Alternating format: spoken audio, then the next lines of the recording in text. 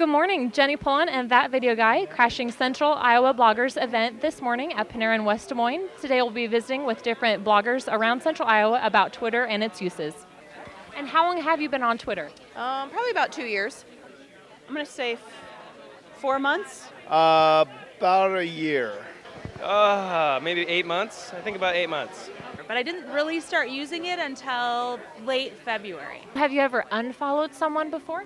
I have unfollowed people when they start blathering about the same topic over and over and over again, and I get tired of it. A lot of times during conferences, people will just hammer away on certain things. I don't think that you have to follow somebody just because they're following you. I mean, there's some very blatant spam kind of things, sign up with us and make $1 million, and obviously it's not something I'm interested in, it's junk mail. If they got overly annoying, if they were too high maintenance, then I unfollowed them. Sometimes I even tell them I'm unfollowing them. And what is their reaction? Do they respond back?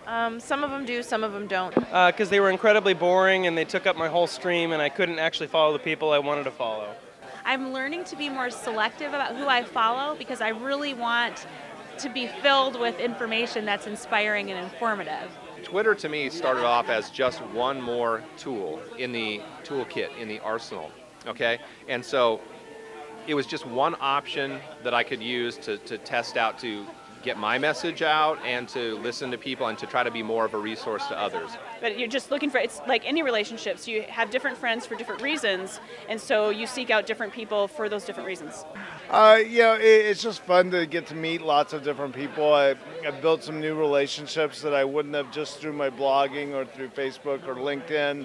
It's kind of taken the place of some routine communication that I do. I blog a lot less, which is kind of disturbing, but that's kind of what's happened. It's just taken up more of my time than blogging lately. So I hope to correct that at some point. Most business generated is as a result of Twitter rather than through Twitter. It creates more exposure for your company, like billboard advertising. It just puts you out there, really.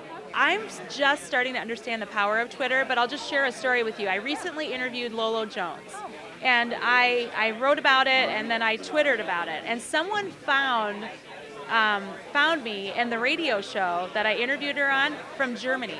What is the biggest advice you'd have for someone who's a new Twitterer? Oh, ease into it.